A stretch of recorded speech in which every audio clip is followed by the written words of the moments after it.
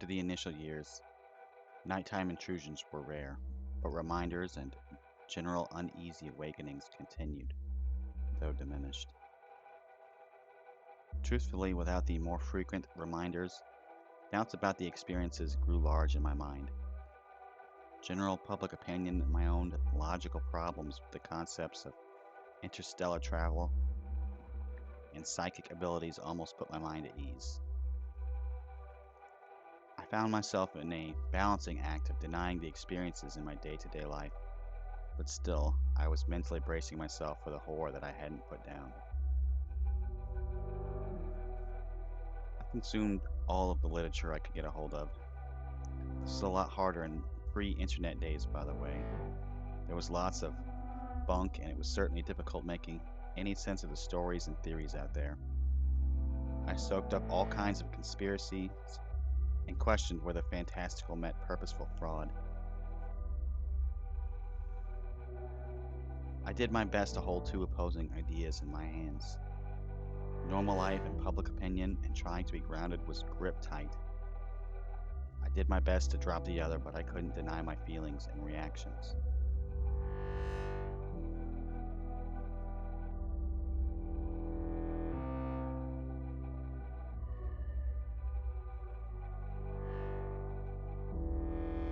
Rare was the physical sightings, but still I awoke to the feelings, and still I awoke to the calling of my name. But the reaction to the calling was the same, if not growing. I awoke violently and full of murderous intentions. I would leap, run, and occasionally raise my voice. Once roused, it was often hard to settle myself down. Often I would need to walk the premises of my home and check the nearby surroundings. Despite my stalking of my surroundings, peace was slow to return to me. Murderous rage just doesn't shut off when it's convenient.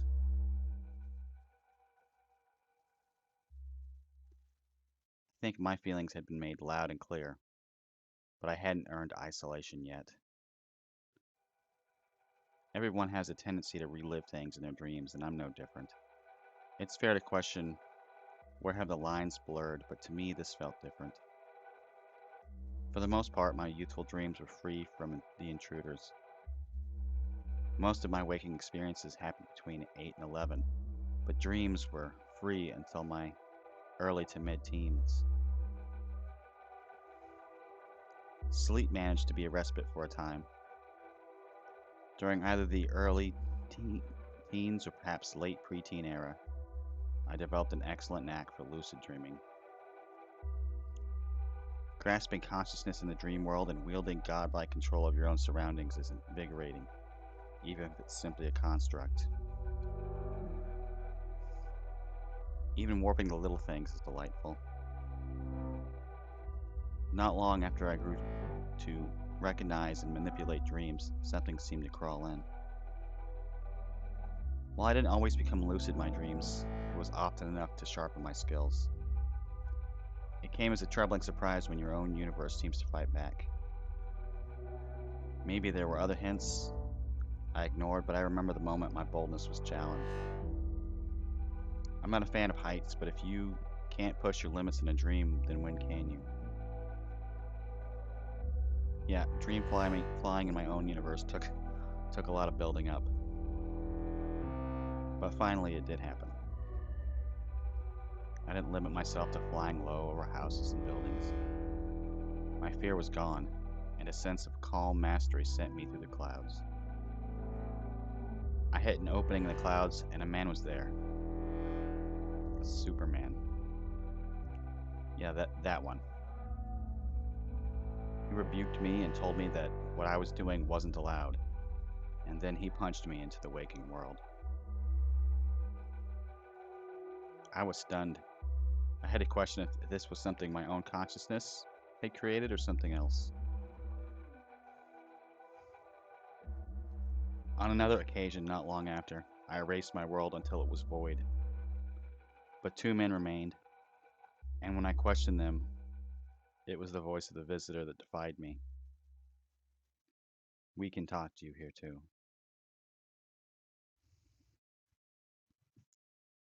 and thus began a pattern of them popping into my dreams, sometimes as they are, but often as a surprise.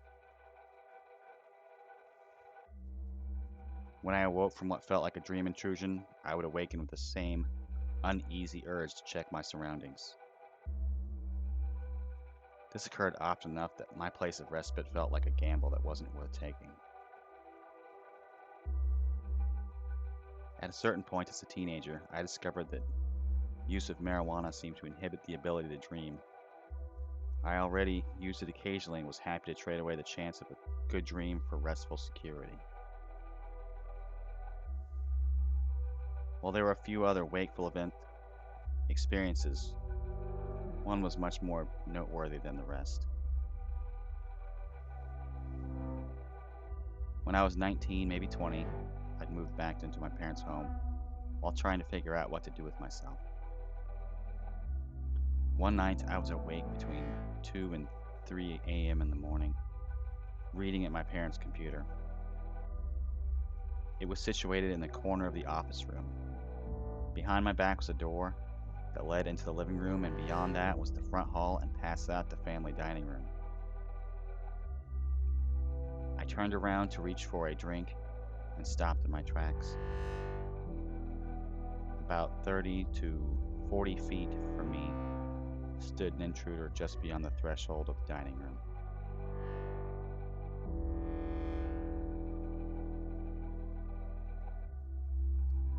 For a brief moment, I was struck still by the undeniable thing before me.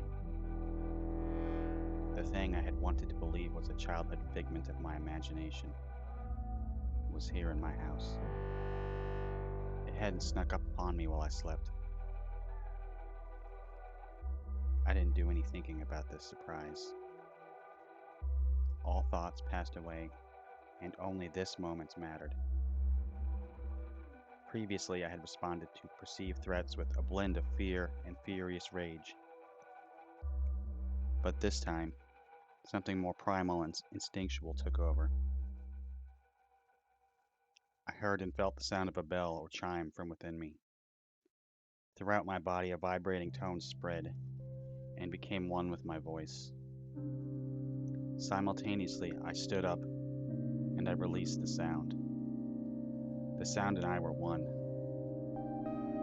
The sound was somewhere between a scream and a growl, if you can imagine a human growling, like a wordless threat. I stepped towards the visitor and began to sprint in its direction. About 15 feet away, my voice wavered and dropped, because the being showed me a new thing. As I began running, the being slowly stepped backwards and raised its arms in defense. And on its very face, I could see that it had been struck with fear. Now I was the one that could terrify. It was shocking, and my pace slowed. As I entered the dining room, 2 of the ceiling lights glowed bright and burnt out with a pop. My eyes never left the being, but it seemed to thin out and evaporate as I came to a stop. I would have believed it had disappeared, but still I could follow its movement, and I heard footsteps. It backed up and ran around the dining room table. It knocked into 2 separate chairs that hadn't been properly pushed into the table.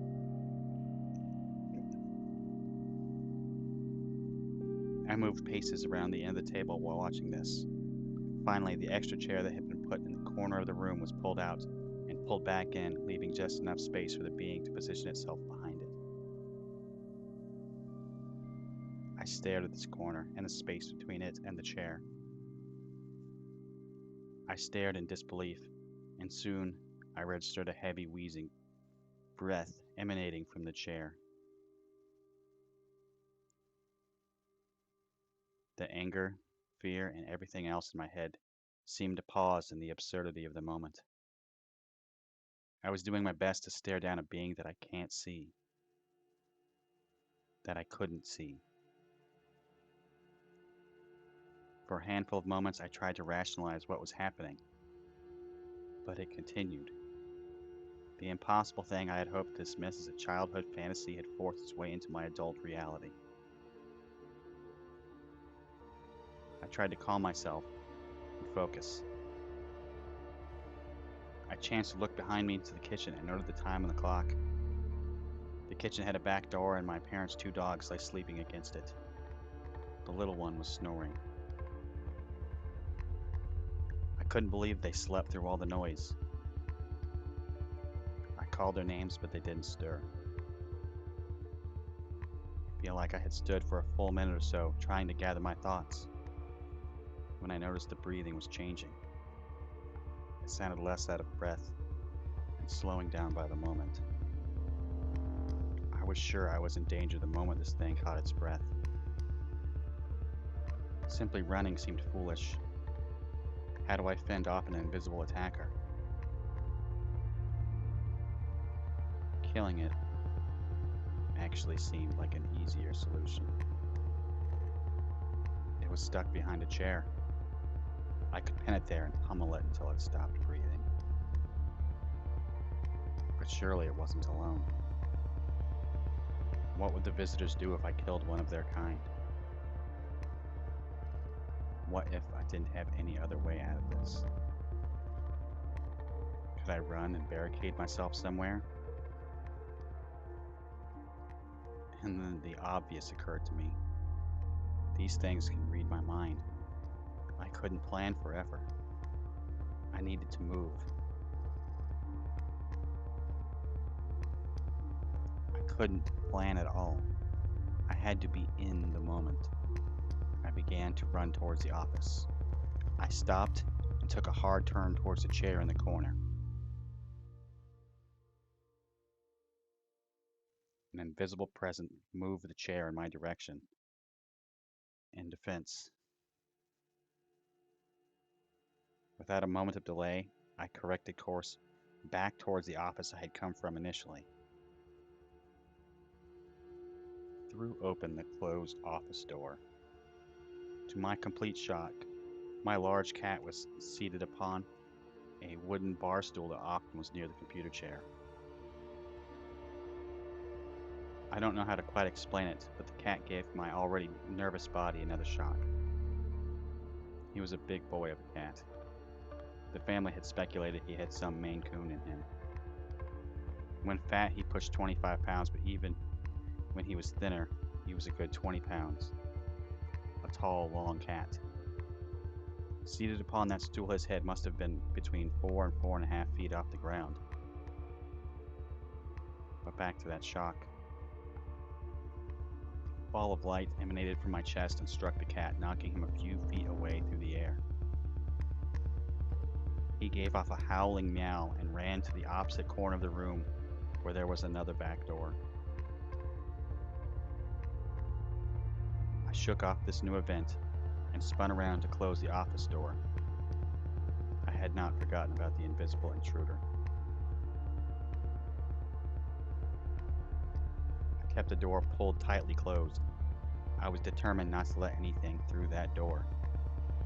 However, I couldn't keep much focus on that door. In the opposite corner of the room, the cat was hysterical in a way I had never seen him before. The usually silent cat was vocalizing like a hysterical banshee. Almost like he only paused making sounds when he needed to take a breath. He was up on his back feet, using his front paws to hit the door, and the door handle especially. All the while, he kept turning his head back and forth between me and the door. Despite being terribly scared of intruders, I couldn't help but have his antics pull my focus. After a minute or so, I felt like my head was going to pop. My own anxiety was multiplied by the cat's behavior. I determined that I had to let go of the door and do something with the cat. I released my hold on the office door, and I headed to the back door to release the cat outside. The moment I released the door, my only sense of security left me. As I rushed over to the other door, I considered escaping out back with the cat. I grabbed the door and began to open it. Only the second screen door was between me and the outside world. A sudden thought and realization hit me. This is a trap. The cat is a trap.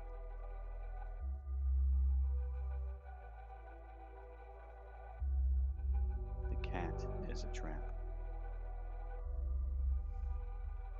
After a moment, I closed the back door.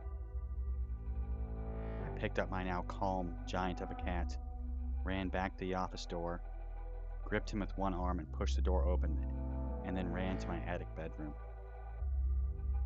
I set the cat down, grabbed a bat, and spent the next couple of hours at the top of the steps waiting. A couple of hours seemed to pass before I let myself sleep. Unfortunately, there are a couple problems with this story, and I don't just mean the crazy stuff. I didn't see the problems until I prepared to share this story with you. I bet there are people who picked it up immediately. Let's start near the end and come back around. I open the back door and suddenly think I'm in a trap. In fact, I think the cat is the trap.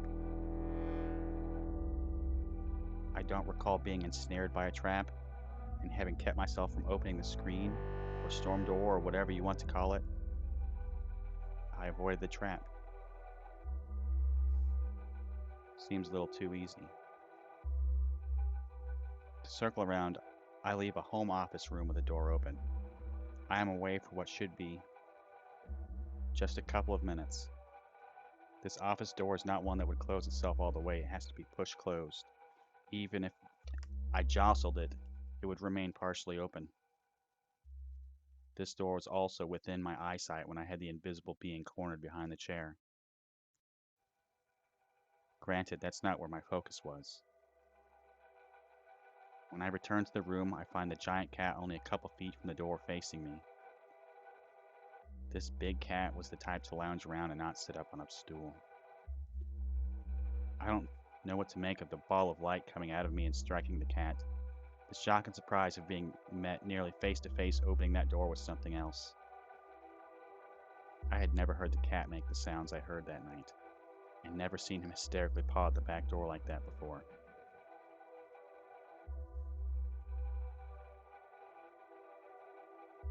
I'm not sure. I don't think that was my cat.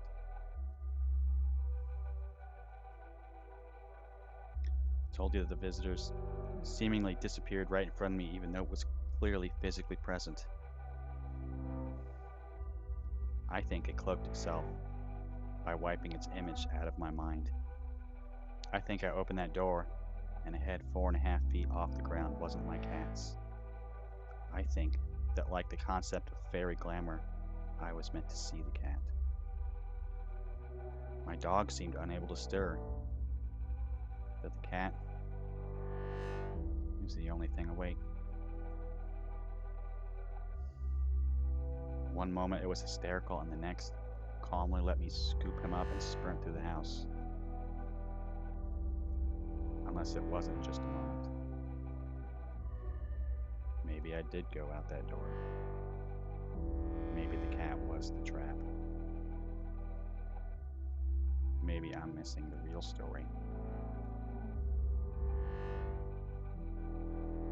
So that was it. I think it's fair to call it the final major event. Hope final. There was no more dismissing it. There was also nothing I could do about it. It wasn't a childhood dream. It is what it is. There was no reason to convince anyone, and I couldn't be sure I would ever figure it out. But I was going to try.